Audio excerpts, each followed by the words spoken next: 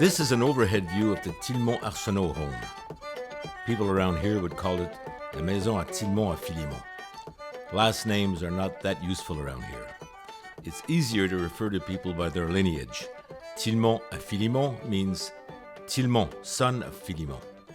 And here, well, here is the little village of Saint Chrysostome, Prince Edward Island.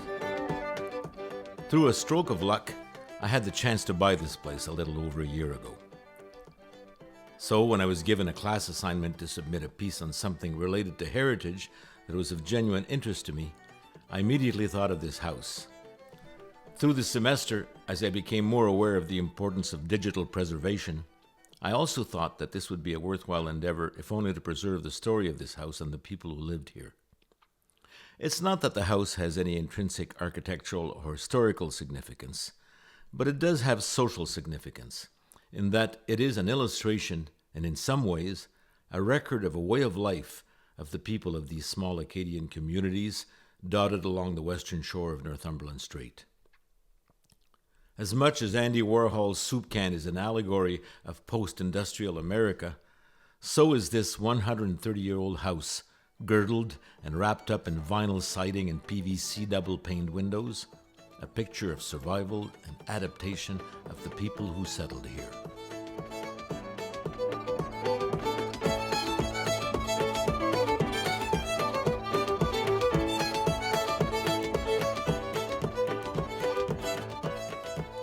These hardy folk lived by the sea and lived with the sea.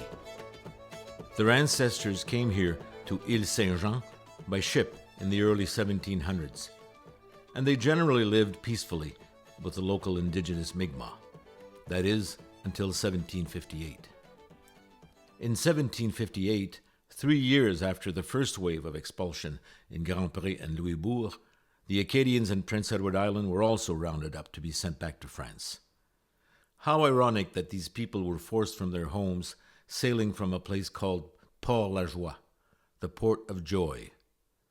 There was certainly no joy in that great forced migration, especially in light of the fact that 3 of the British ships carrying their human cargo sank during the voyage, sending hundreds to their deaths in the icy waters of the Atlantic. Other shipwrecks would follow before it was all over. Some did make it back to France. Others were made prisoner and languished in British jails, and still others hid out in the bays and inlets on the island. Somehow, a great many of these fugitive families did manage to survive. Over time, slowly they came out of hiding. Treaties were signed and life moved on. They bought land, they farmed, they fished, and built communities. And this is still the only area on the island where French-speaking Acadians are a majority. 3,000 of them live in a dozen villages sprinkled across this marshy area around Egmont Bay. All the people who settled here were descendants of the early colonists who managed to escape and hide from the British. Of course, even though they were not deported, those who came here didn't end up here as a matter of choice. Most were originally from the Malpec area, but were driven from their farms and eventually allowed to acquire land in this swampy area on the other side of the island. In spite of leaving their rich farmlands behind, they showed to be undaunted and proceeded to build these villages and communities that are thriving today.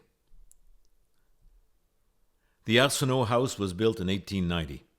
It's quite amazing that this was only 130 years after the expulsion, where residents were effectively banished, exiled, and shipped out to sea, their lands and possessions confiscated. How remarkable that a mere 130 years later, the wink of an eye in historical terms, they would be here, building this house, high on a hill, overlooking the strait from which so many of their ancestors had sailed, never to return.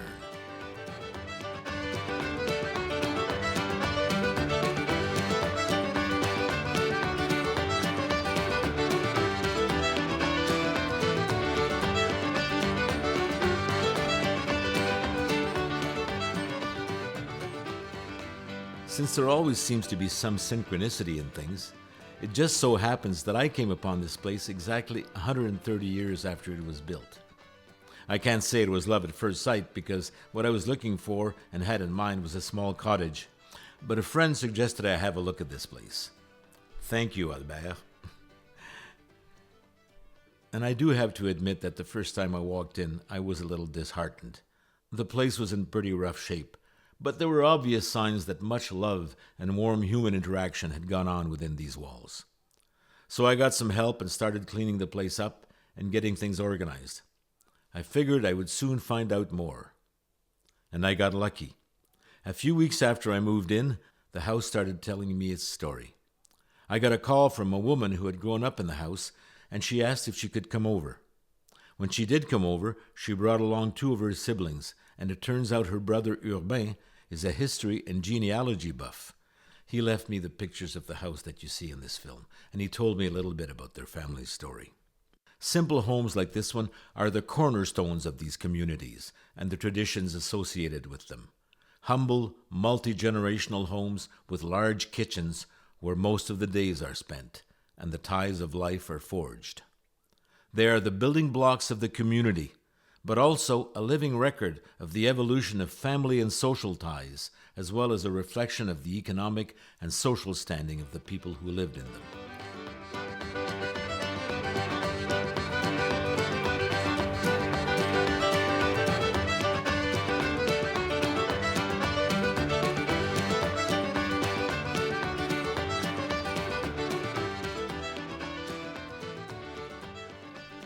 The house was built on land that originally belonged to Polycarpe and Joseph-Pierre Arsenault.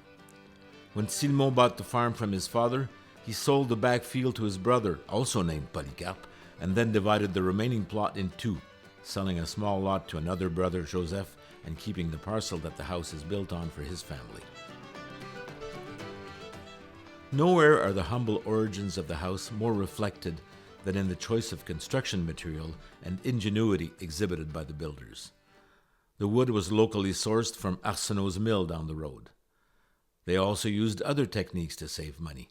One of these was using old newspapers to plaster the wooden walls, either to add insulation value or act as temporary wallpaper.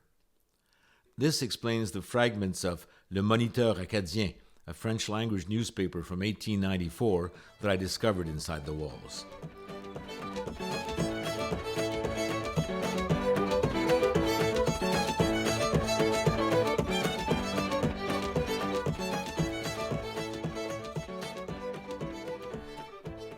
The simple square wooden structure was typical of the humble dwellings of these early settlers. As the family grew, an addition was built that housed a kitchen and a large bedroom upstairs. Eventually, as the family grew even bigger, another addition was built at the back to house a new kitchen, install an indoor privy, and make room for the growing family. Finally, as the boys grew older and could help out more, the oldest siblings pitched in and built yet another addition, this time a garage, thus completing the existing layout of the place. This hodgepodge approach to building is a direct result of strategies that people used to respond to the demographic pressure of expanding family units and social and religious customs. It's common knowledge that the Catholic clergy wielded considerable influence in Acadian parishes. That meant that birth control was frowned upon. Large families were the norm rather than the exception, and housing reflected this reality. Parents, faced with the responsibility of providing for the needs of large families, resorted to age-old strategies such as adding rooms to existing homes and subdividing farms and bequeathing the land to the family's children. This house is a perfect example of this. As described, its evolving shape was a direct result of accommodating more people. But other physical aspects also changed as the family evolved. As I mentioned earlier, the garage was certainly a sign that modernity had arrived and that the family had matured, with the older boys suddenly young men interested in cars and machinery. The aesthetic changes in the look of the house also reflect the evolving times and fads. Originally, the house was covered with local cedar shakes, something that contemporary observers would consider original and authentic. Cedar shakes, or shingles, were indeed a material traditionally used for cladding, as they offered very good protection from the elements and needed little to no upkeep. However, over time, cedar became a rare commodity on the island, and so when the first edition was built, the material had become rare and expensive. At the same time, after World War II, there was a real boom in manufacturing of synthetic and plastic products, nylon garments, arborite counters, plastic utensils, and such. And building materials were no exception. Suddenly, truckloads of fake brick covering in the form of asphalt shingles were sold to homeowners who wanted to upgrade the look of their houses and install a product that also needed no painting or upkeep. So, Tilmon's house went from sporting gray cedar shingles to a brand new brick-colored exterior. To the locals, it became known as the Red House at the corner of Rocky Point Road. This fake brick exterior gave the house a more imposing demeanor, and it remained like this until the 1970s, when again the house would succumb to the latest fads in construction. After fake brick, aluminum siding was now all the rage. So, aluminum siding it was.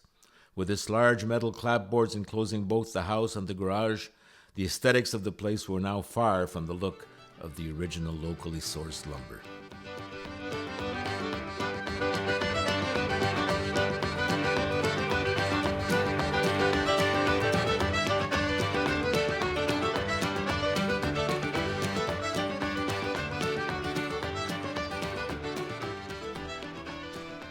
"16 people shared this four-bedroom house. Tilmon Arsenault and Rita Galland had 14 children, 13 of whom survived. Tilmon's widowed mother also lived in the house. 8 boys shared one room, 5 girls another, while grandmother and the parents occupied the other 2 rooms. These 13 siblings are all mostly still in the area, and for most of them, the house obviously holds a lot of symbolism. It is the cradle of a now large and extended family that has gone on to contribute to the development and the prosperity of the region."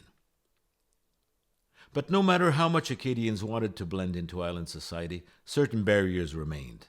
The fact that French was still spoken in everyday life made it that these communities were often the brunt of misplaced bigotry by the Anglophone majority.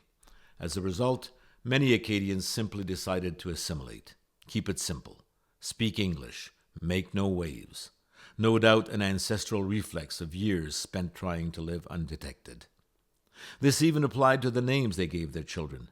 Names such as Peter Arsenault and Stacy Galland are commonplace. And one would understand why they would roll off the tongue better for English speakers than Polycarpe or Philemon. In some cases, they even went further, also translating or anglicizing family names.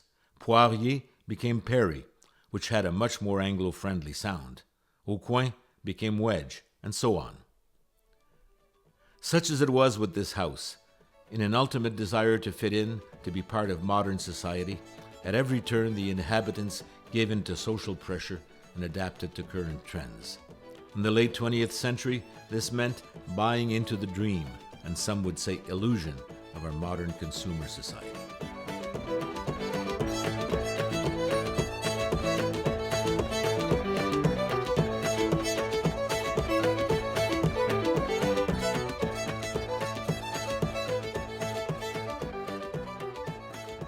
In the late 1990s, there was a renewal of interest in the culture of the region. The dozen communities that formed this enclave became known as La Région Musicale Évangéline, the Evangeline Musical Region. The musical part is quite obvious, since the area is a virtual hotbed of fiddlers, singers, and dancers. As for the Evangeline part of the moniker, it is in a way ironic that the area's proudly Acadian population has chosen to identify its region based on a fictional character created by an American writer. However, upon further reflection, it is not that surprising, given the tacit acceptance by the Acadian population of its subservience to the Anglophone majority and its openness to foreign culture. Defining itself through the eyes of an American writer's fictional character doesn't seem so unusual after all.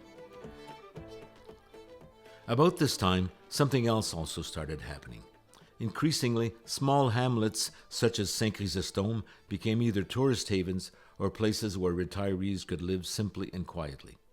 And all along the shores of Northumberland Strait, the fake brick and aluminum siding began to fade as the fishing villages started to die off and young people moved to the cities. Tilmon passed away in 1991, and for a few years, the old house took a bad turn. As the children grew up and moved out to start families of their own, the house was sold. Eventually, weather and irresponsible tenants led to the house falling into disrepair. But the house is a survivor. Just in time, a local buyer stepped in. The hope was that this person would restore the house. Alas, that would have been wonderful, yet impractical, as the cost of restoring it to its original condition would have been prohibitive. Instead, the new owners went with the materials touted at the time. It was the 1990s, and vinyl was all the rage. So the house again got a new coat, this time beautiful, shiny vinyl and PVC windows to boot. This would ensure its survival from the elements, but at a price. Gone were the original cedar shakes and the authenticity of local materials, in exchange for a second chance. By this time, you've probably realized that the house was probably never going to look like it was originally. Yet, at the same time, its very evolution is an allegory for the local Acadian community. The people of the area are descendants of colonists who were literally abandoned by their French protectors and then chased down by English soldiers who came to take them away, only to survive on their own and rebuild their lives from scratch, using whatever resources they could get their hands on. Such is this old house an illustration of the undaunted will for survival and quest for prosperity. As time passed, the community gradually solidified its presence and grew. The house grew as the family grew. And as the community aspired to the comfort and promise of modern society, so did it leave behind many of its time-honored traditions. The old dances, songs, and stories that were handed down from generation to generation gradually started to be forgotten as television and radio and its English language dominance gradually took over linguistic and cultural identity.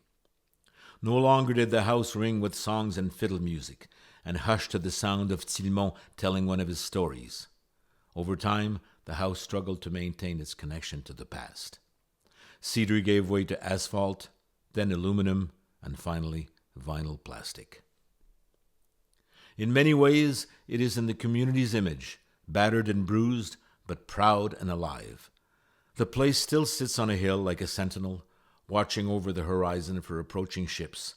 It has stood for more than 130 years and resisted the vagaries of time and neglect, overlooking Northumberland Strait, at the very northern edge of this small area of PEI to which Acadians returned after being exiled.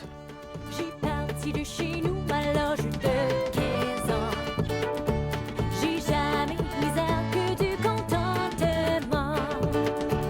D'être pour lui seul, je quittais pas les mains en mariage. J'ai engagé ma liberté. Son âme pour le plaire, il a su que PEI's criteria for heritage designation stipulate that a property can be of value because of its historic, cultural, archaeological, paleontological, prehistoric, natural, scientific, or aesthetic qualities, and or because of its connection with a person, group, or event. It's hard to see how Tilmon Arsenault's house will ever meet such a standard. Its significance is more interpretive, sociological, and poetic than historical.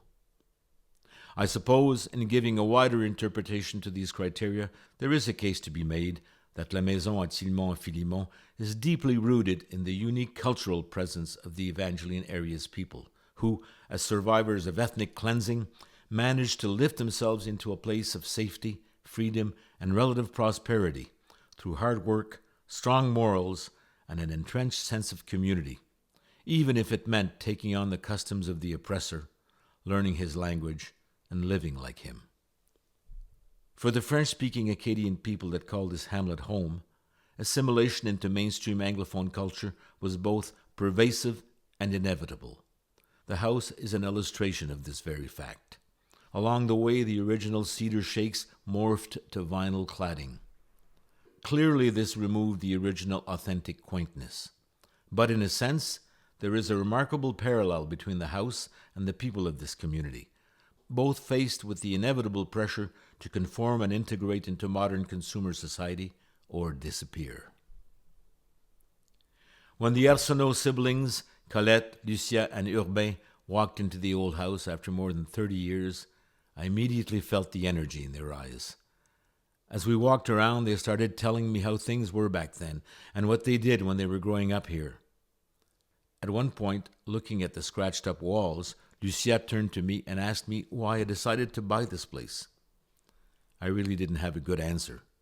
But a few minutes later, as we were standing in the tiny bedroom she had shared with her 4 other sisters, she pointed to the little metal hooks where they used to hang up their clothes at night. The hooks were still there after all these years, and I saw a little tear run down her cheek. As it's been for these Acadians who had no choice but to fit in order to survive, such has it been for this old house, now dressed with a modern synthetic coat, but deep in its belly, a beating Acadian heart made of locally hewed wood.